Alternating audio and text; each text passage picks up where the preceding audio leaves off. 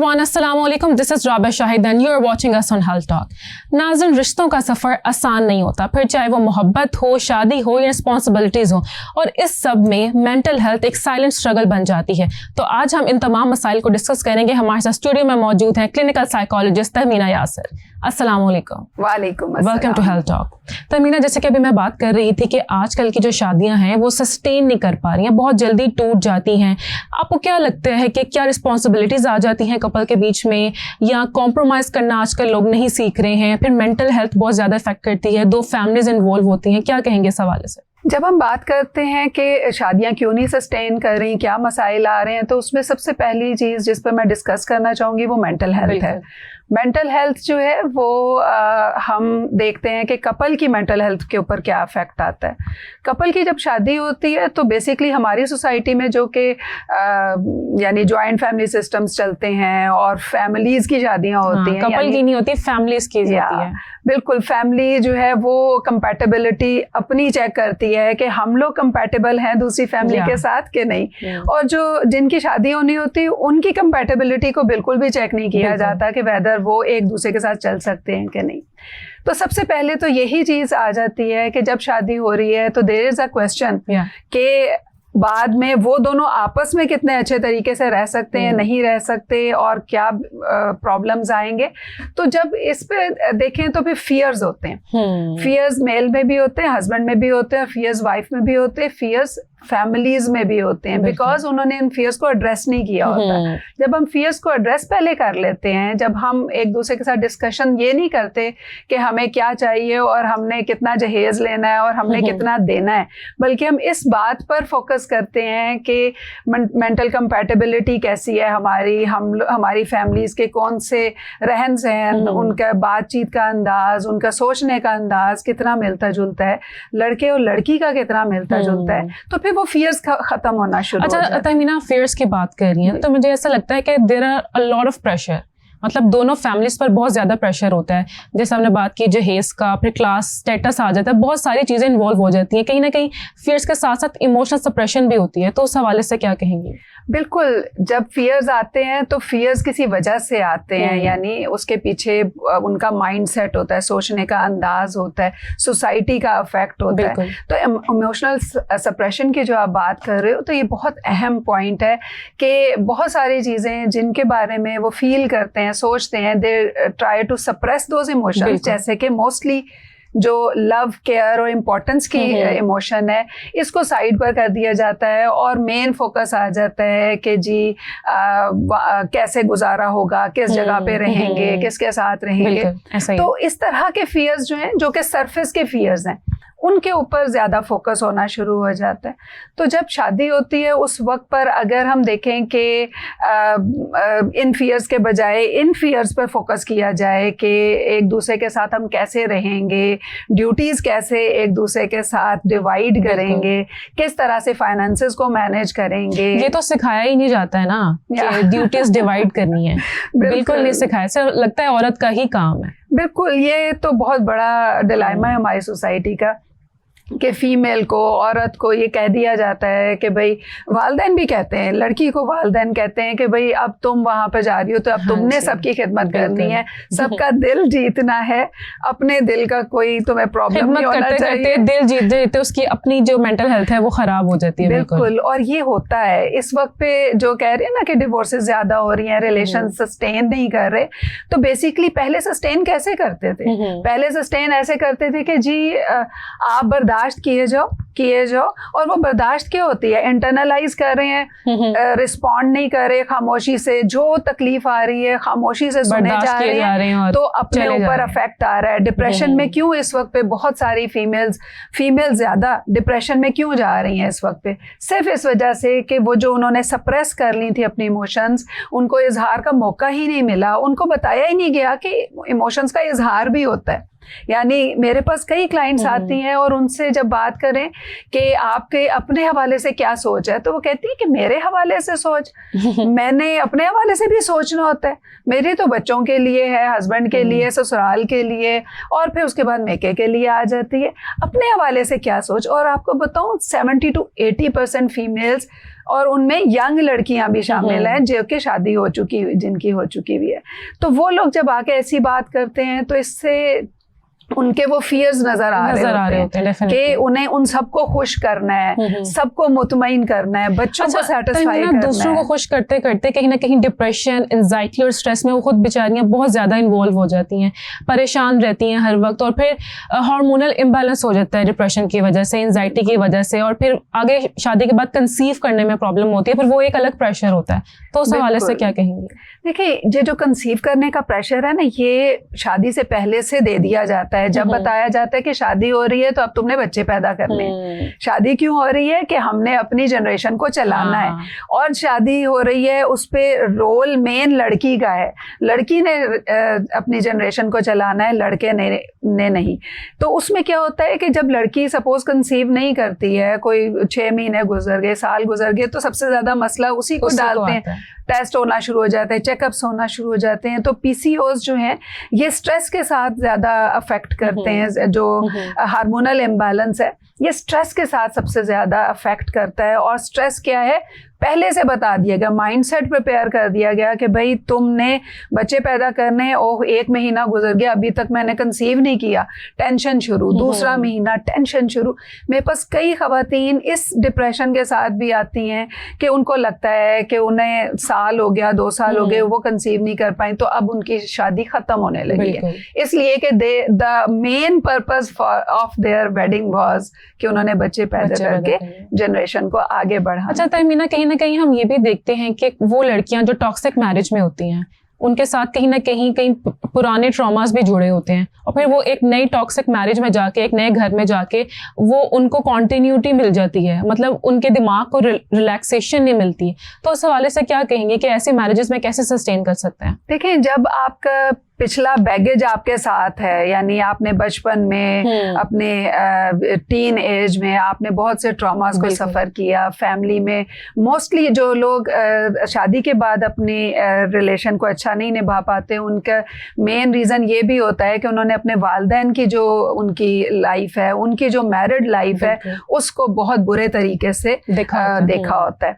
वो आपस में लड़ झगड़ रहे हैं, मसले क्रिएट कर रहे हैं एक दूसरे के लिए, बच्चे ऑब्जर्व कर रहे हैं, तो उसकी वजह से जब उनका जहन उसके हिसाब से ये बन जाता है कि दिस इज अ स्ट्रगल, ये तो बस मुश्किल में हम फंसे रहेंगे, हमें इसमें फ़ायदा क्या है। आजकल लड़कियां ये क्वेश्चन कर रही हैं कि मुझे शादी करने से फ़ायदा क्या हासिल होगा।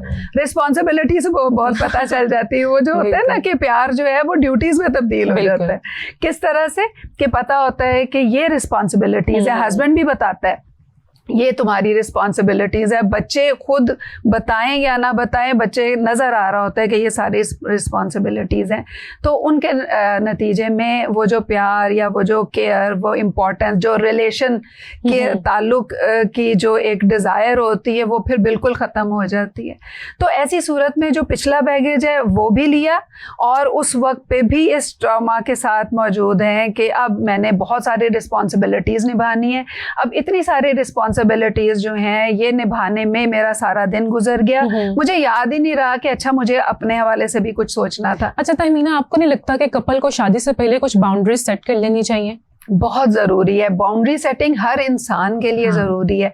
हमें ये फीलिंग मिलती है, अक्सर क्लाइंट्स भी ये कहते हैं कि जी बाउंड्री सेटिंग का मतलब है कि हम दूसरों को बता रहे हैं कि तुम ये नहीं कर सकते या वो नहीं कर सकते, डिक्टेट करें बेसिकली। हाँ, लेकिन ऐसा नहीं होता। बाउंड्री हम अपने लिए सेट करते हैं, अपने घर की बाउंड्री हम अपने लिए सेट करते हैं कि हमने दूसरे को किस चीज़ के लिए अलाउ करना है, किस चीज़ के लिए अलाउ नहीं करना। बिल्कुल इसी तरह से इमोशनल बाउंड्रीज होती हैं जिनमें कि हम इमोशनली देखते हैं कि ये चीज़ मेरे लिए प्रॉब्लम है, तो मैं दूसरे को बताऊं कि ये सही नहीं है, और ये चीज़ जो है ये दूसरे के लिए अच्छी नहीं है, तो मैं अपने आप को ग्रिप में रखूं, अपने आप को मैनेज करूं ताकि मेरा ताल्लुक जो है वो ख़राब ना हो। तो इसके लिए ज़रूरी होता है कि एक तो शादी से पहले कंपैटिबिलिटी टेस्टिंग हो कंपैटिबिलिटी टेस्टिंग का मतलब है कि दोनों की पसंद नापसंद, दोनों का सोचने का अंदाज, हम हर चीज़ को चेक करते हैं, हर एस्पेक्ट को हम एड्रेस करते हैं, और फिर उसके नतीजे में जब हमें क्लियर हो जाता है कि ये दोनों काफ़ी हद तक कंपैटिबल हैं, तो फिर हम उन्हें गाइडलाइन देते हैं कि how to set your boundaries, how to manage your thought pattern, आपने लोगों के साथ कैसे डील करना है। इसलिए कि इस वक्त पे ये भी तो नज़र आ रहा है ना कि अक्सर ख़वातीन क्या कर रही हैं, वो भी हम उसमें ब्लेम उनको नहीं दे सकते, इसलिए कि उन्होंने सप्रेस की हुई थी अपनी इमोशंस, जब सप्रेस थी और अब बाहर निकली हैं तो फिर कई दफ़ा अग्रेसिव हो जाती है। तो वो अग्रेसिव बिहेवियर जब उनके शो होते हैं तो उस पर भी क्वेश्चन उन्हीं पर आ जाते हैं कि देखो अब ये गुस्सा करती है, अब ये नाराज होती है, अब ये शाउट करती है। जब शादी करके आपने इतनी ज्यादा रिस्पॉन्सिबिलिटीज एक लड़की पर डाल दी हैं तो ऑब्वियसली मेरे ख्याल में कहीं ना कहीं बिहेवियर चेंजेस आते हैं, बहुत ज़्यादा चेंजेस आते हैं। हस्बैंड पे भी आते हैं, वाइफ पर भी आते हैं। हस्बैंड पे जो रिस्पॉन्सिबिलिटी आती है, कई दफ़ा हस्बैंड उससे भी बहुत ज़्यादा हो रहे होते हैं कि उनके ऊपर फाइनेंशियली सारा सपोर्ट करने की जिम्मेदारी आ गई। बेसिकली इसमें बेहतरीन सोल्यूशन ये होता है कि दोनों मिलकर बैठें और सोचें कि हमारी कौन कौन सी रिस्पॉन्सिबिलिटीज़ हैं जो कि हमने मिलजुल कर निभानी है, ताकि फाइनेंशियल भी मिलजुल के निभाएं, इमोशनल भी मिलजुल के निभाएं, फैमिली को भी मिलजुल के करें, ताकि एक दूसरे के साथ जब मिलकर चलेंगे तो फिर बर्डन नहीं आएगा, फिर टेंशन भी नहीं होगी। फिर ये होगा कि अच्छा चलो ये काम कम हुआ, ये इमोशनल इशू जो है इसको मैंने, जैसे बच्चे को मैं उस वक्त पे सही तरह हैंडल नहीं कर सकी, ओके मैं अब इस तरह से कर लेती हूँ। हस्बैंड भी हेल्प कर रहा है, वाइफ भी हेल्प कर रही है। ऐसा कहा जाता है कि men are supposed to be providers and women are supposed to be a home maker. तो कहीं ना कहीं मेरे ख्याल में जो दोनों स्टेटमेंट्स हैं ना बहुत ज्यादा प्रेशर डालती हैं मर्दों पर भी और खवातीन पर भी। तो इस हवाले से क्या कहना चाहेंगे? इसको चेंज नहीं किया जा सकता? देखिए ना 2025 चल रहा है, कहाँ मतलब टेक्नोलॉजी इतनी बढ़ गई है लेकिन हम वही पुरानी सोच पर अटके हुए हैं अभी भी। ऐसा ही है। देखिए पुराने ज़माने में ये होता था कि लोगों को फिजिकली स्ट्रगल करके अपने आप को सेव करना होता था और कमाना या जो भी काम करने होते थे वो करने होते थे। तो मेल जो है वो शुरू से हमने ये देखा है कि वो फीमेल से ज़्यादा स्ट्रांग होता है, ठीक है। इसमें हम ये नहीं कहते कि वो पैदाइशी स्ट्रांग होता है, लेकिन बहुत सारी चीज़ों में उसमें दोनों में डिफरेंस है, दोनों के बॉडी में डिफरेंस है, हर लिहाज से डिफरेंस है। तो पहले ज़माने में होता था कि स्ट्रगल हो रही है, भाग दौड़ हो रही है, लड़ाइयाँ हो रही हैं, झगड़े हो रहे हैं, उसमें फिर मेल को मेल ही हैंडल कर लेता था। अब आ गया जहन का टाइम।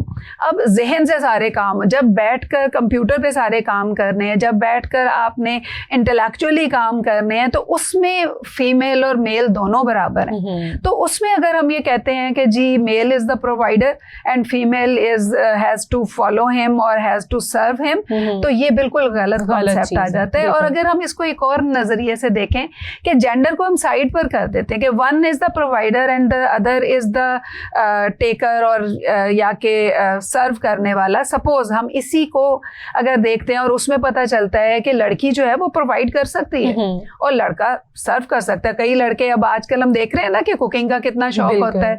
तो ये सारी चीजें जो है बेसिकली अगर हम जेंडर को साइड पर कर दें तो कोई भी शख्स कुछ भी करना चाहता है तो वो कर सकते हैं अपनी विल से। हाँ, उसकी पोटेंशियल है, उसको वो समझे। अच्छा तहमीना, क्या कोडिपेंडेंसी एक साइकोलॉजिकल कंडीशन मानी जा सकती है? जैसे अभी हम बात कर रहे थे कि बाउंड्रीज सेट करनी चाहिए। देखिए कोडिपेंडेंसी जो होती है ये क्लिनिकल टर्म ही है और इसमें हम बेसिकली इस चीज़ पर इस कंसेप्ट को फॉलो करते हैं कि जब आप एक दूसरे के ऊपर मुख्तलिफ चीज़ों में डिपेंड कर रहे हैं तो the boundary should be clear कि किस चीज़ में कितना डिपेंड कर रहे हैं, किस तरह से कर रहे हैं और कितना आपने सेल्फ सफिशिएंट बनना है।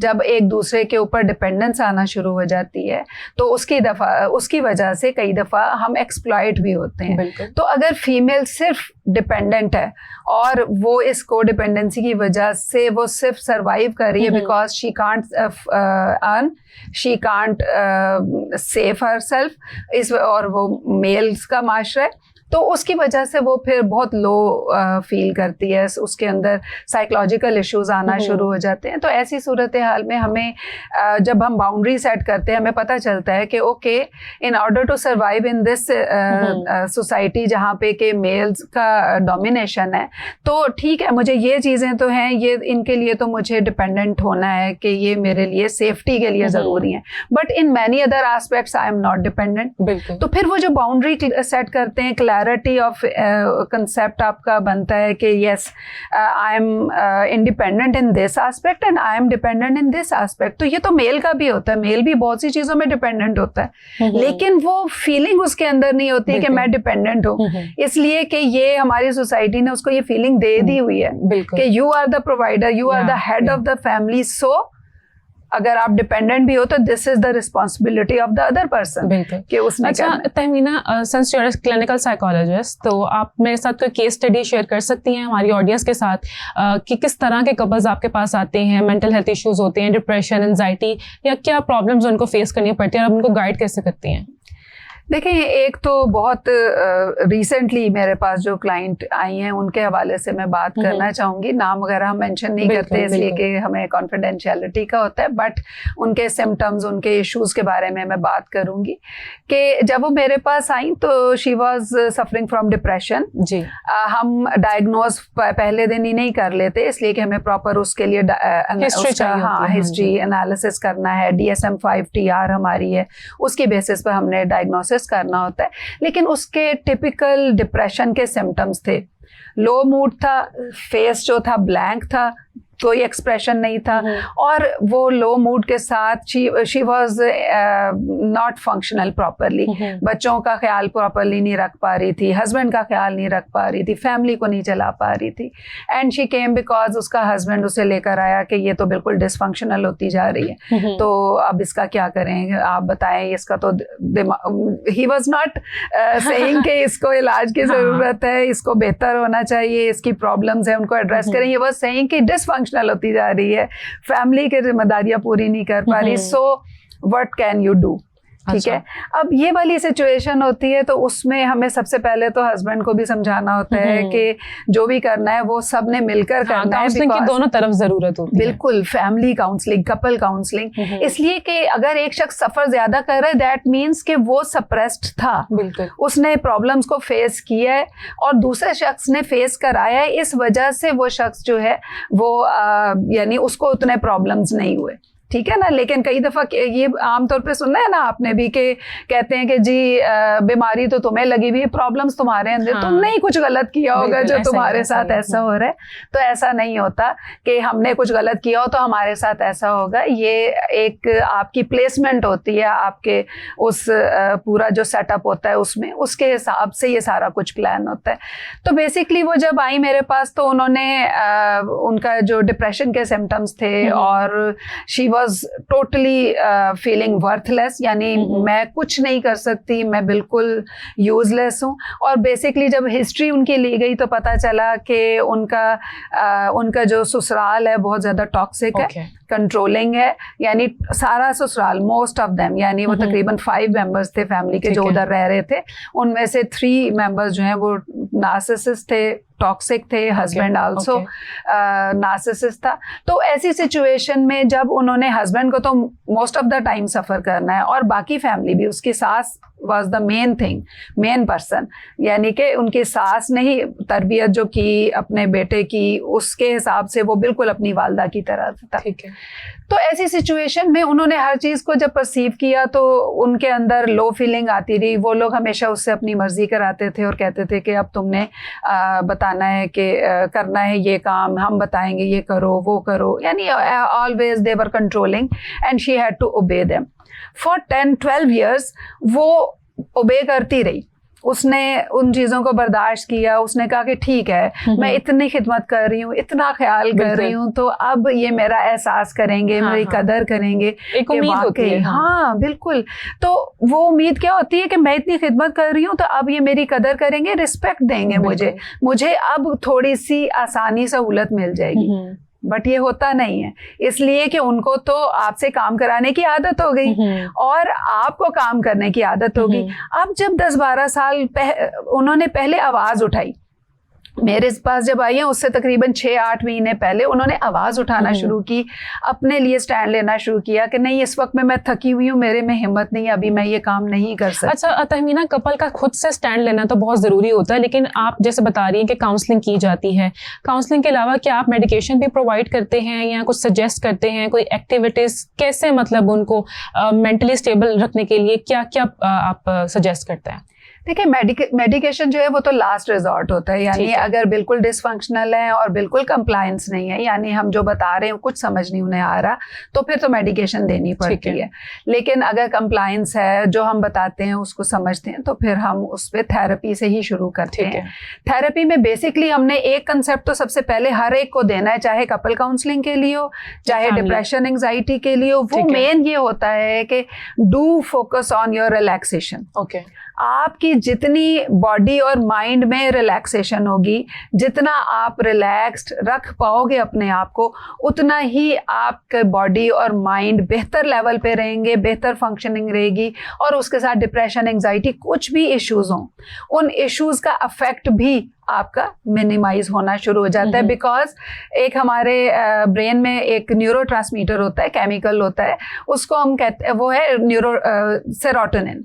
सेरोटोनिन जो है ये लो होता है जब आप फटीग महसूस कर रहे हैं, जब आप थक रहे हैं, जब आप एग्जर्ट कर रहे हैं, जब आप टेंशन ले रहे हैं, जब आप कुछ पॉजिटिव इनटेक नहीं कर रहे, सारा नेगेटिव इनटेक कर रहे हैं और स्ट्रगल कर रहे हैं, तो सेरोटोनिन लो होना ही होना है, कॉर्टिसोल लेवल अप होना ही होना है। तो जब ये दोनों, एक अप हुआ एक लो हुआ, तो डिप्रेशन एंजाइटी ये सारे इश्यूज आना शुरू हो जाते हैं। तो सबसे पहला काम तो रिलैक्सेशन का होता है। अच्छा तहमीना, एज अ साइकोलॉजिस्ट आप अपनी सैनिटी कैसे मेंटेन करती हैं? दिन में तो आप 10,000 केसेस सुनती होंगी, तो आप कैसे अपने आप को मतलब मेंटली स्टेबल रखती हैं? देखिए, हम लोगों ने तो ट्रेनिंग की ली होती है और अपनी की होती है।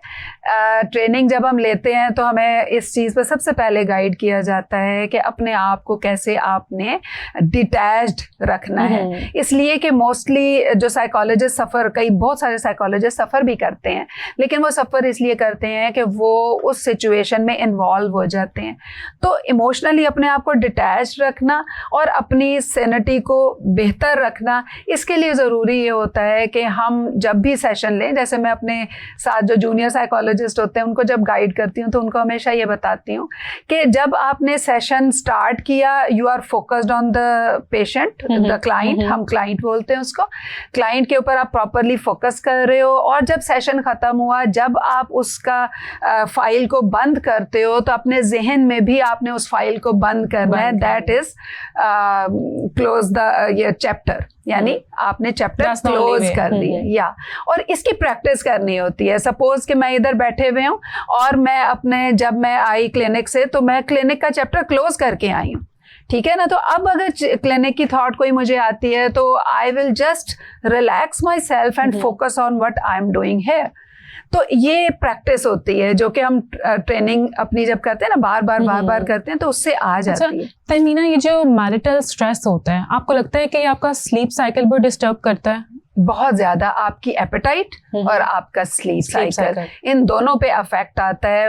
अक्सर लोगों की स्लीप जो है वो डिस्टर्ब इस तरह से होती है कि इंसोम्निया उन्हें होना शुरू हो जाता है, नींद नहीं आ रही, करवटें बदले जा रहे हैं।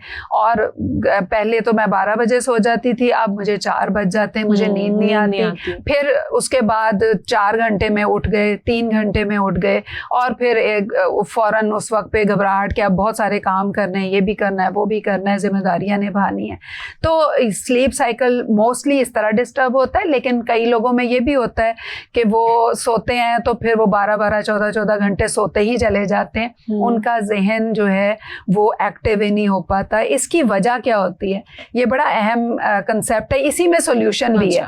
वजह इसकी ये होती है कि जब हमारा जहन जो है वो बहुत ज़्यादा सारे दिन में एक्टिव रहा, यानी सारे दिन में हमने बहुत ज़्यादा एंक्शसली सोचा, हमने हर चीज़ पर टेंशन ली, परेशान हुए, तो हमारे जहन को आदत होगी सोचने की उस तरह से। और रात को जब सोने के लिए लेटे तो हमारे जहन ने वही जो फंक्शन चल रहा था उसी के बेसिस पर उस वक्त भी सोचना शुरू कर दिया, आदत बन गई।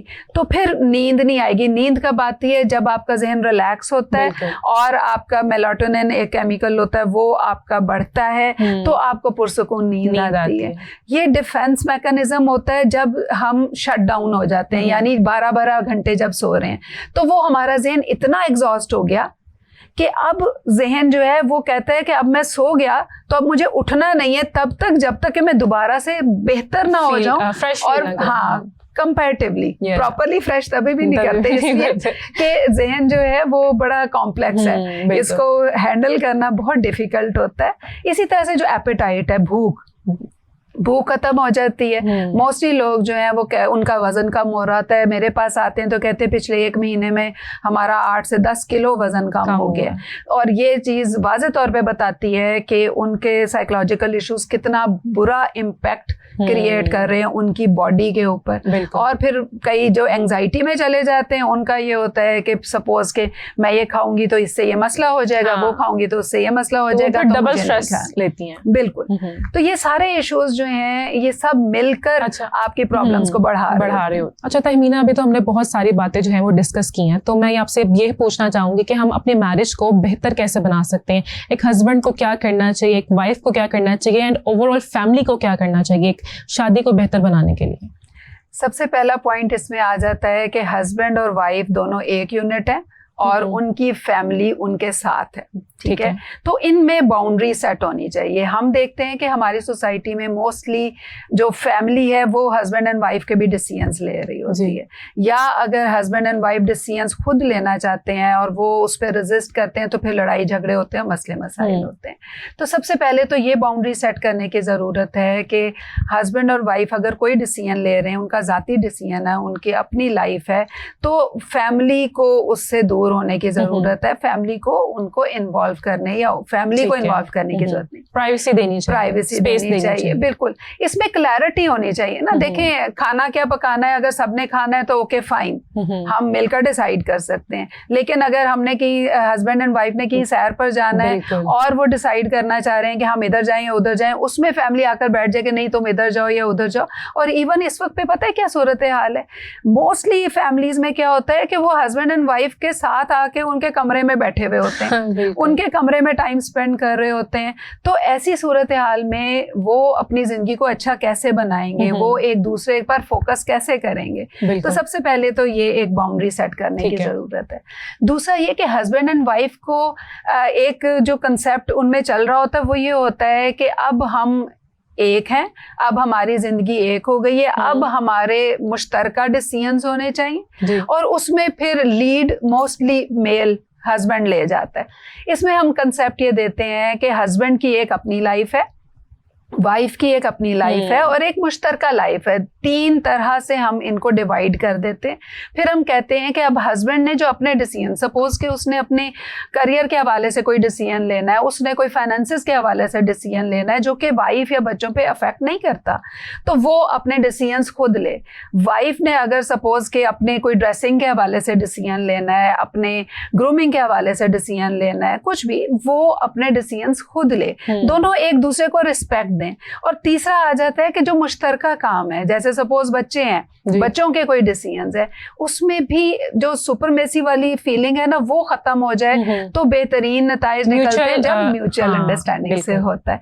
तो इस तरह के जब हम 3 उनके अलग हिस्से कर दें तो परफेक्टली एक लाइफ चल सकती है और इसमें फिर पुरसुकून जिंदगी होती है, यानी कपल बहुत अच्छी जिंदगी गुजार सकता है। अच्छा तहमीना, लास्टली क्या मैसेज देना चाहेंगी हमारी ऑडियंस को जो मेंटल इलनेस से गुजरी है, जो कपल्स हैं जिनकी रिलेशनशिप सही नहीं चल रही, उनको क्या गाइड करना चाहेंगे? देखिए, सबसे पहले तो ये बात कि अवेयरनेस आपको अगर है कि आपके प्रॉब्लम्स जो हैं वो आपकी लाइफ को ख़राब कर रहे हैं, आपके रिलेशनशिप्स को ख़राब कर रहे हैं, तो इस चीज़ को समझ जाएं कि प्रॉब्लम जो है वो एड्रेस हो सकती है। कई दफ़ा ऐसा होता है कि हम सोचते हैं कि नहीं एड्रेस हो सकती, ऐसा नहीं है। हर मेंटल इलनेस जो है वो एड्रेस हो सकती है, तो उसके लिए इलाज ढूंढें। जैसे कि जब आपको बुखार भी होता है तो आप डॉक्टर के पास जाते हैं इलाज के लिए या पैनाडोल वगैरह लेते हैं। तो इसी तरह से आपका जहन आज थका हुआ है, टेंशन ले रहा है, आप एक नेगेटिव थिंकिंग के वो लूप में फंसे हुए हो, तो आप किसी भी प्रोफेशनल से हेल्प लो, गाइडेंस लो, ताकि वो आगे बढ़ के कोई ज़्यादा खतरनाक प्रॉब्लम की तरफ ना जाए। तो सबसे पहले तो ये चीज़ के अवेयरनेस को अपने स्ट्रेंथ बनाएं, और ये स्किल्स जो है ना ये आप सारी ज़िंदगी के लिए हासिल करते हैं। जैसे कि हम थेरेपी करते हैं, थेरेपी में हम स्किल्स देते हैं, यानी जहन की ट्रेनिंग करते हैं। ये बड़ा इंपॉर्टेंट पॉइंट है कि जहन की ट्रेनिंग जो है वो हम रूटीन में नहीं करते, बॉडी की ट्रेनिंग कर लेंगे। इंटेलेक्चुअली अपने आप को, यानी लिखना किस तरह से है, याद टॉपिक्स को कैसे करना है, सब्जेक्ट्स को कैसे प्रिपेयर करना है, वो कर लेते हैं। लेकिन सोचना कैसे है, इमोशंस को कैसे हैंडल करना है, इसकी हमें नो हाउ ही नहीं होती। तो अपने आप को टूल्स अपने बनाएं, अपने आप को स्ट्रेंथन करें, स्किल्स दें, ताकि आप बेहतर तरीके से उसमें बेहतरीन परफॉर्मेंस दे सकें। और शादी जो होती है ना, ये कॉन्ट्रैक्ट होता है। कॉन्ट्रैक्ट बिल्कुल वैसे ही जैसे कि आप किसी और कंपनी के साथ कोई कॉन्ट्रैक्ट करते हैं तो आप अपना बेहतरीन इनपुट देते हो। लेकिन जब शादी का कॉन्ट्रैक्ट होता है तो उसमें आप शुरू में कई दफ़ा बेहतरीन इनपुट देते हो, बाद में आप फॉर ग्रांटेड ले लेते हो, और फिर दूसरा भी फील करता है कि मेरे ऊपर तवज्जो नहीं दी जा रही, और आप भी फील करते हो कि मेरी जिम्मेदारियां पूरी नहीं हो रही, मुझे ये नहीं प्रोवाइड हो रहा, वो नहीं प्रोवाइड हो रहा, तो chaos मच जाता है। अच्छा तहमीना, नो डाउट आज का जो हमारा टॉपिक था वो बहुत ज़्यादा इंपॉर्टेंट था। मेंटल हेल्थ जो है ना, वो आपकी मेंटेन रहना बहुत ज़रूरी है और इम्पॉर्टेंट है कि इसके ऊपर बात कीजिए। एंड हेल्प मांगने में कोई बुराई नहीं है, मदद मांगनी चाहिए, क्योंकि अगर आपकी मेंटल हेल्थ स्टेबल रहेगी तो आप अच्छी ज़िंदगी गुजार सकेंगे। And thank you so much Tahmina for joining us. और आप सबका भी बहुत शुक्रिया, आप सबने हमें देखा। आप सबसे मुलाकात होती है नेक्स्ट एपिसोड में, तब तक के लिए अल्लाह हाफ़िज़।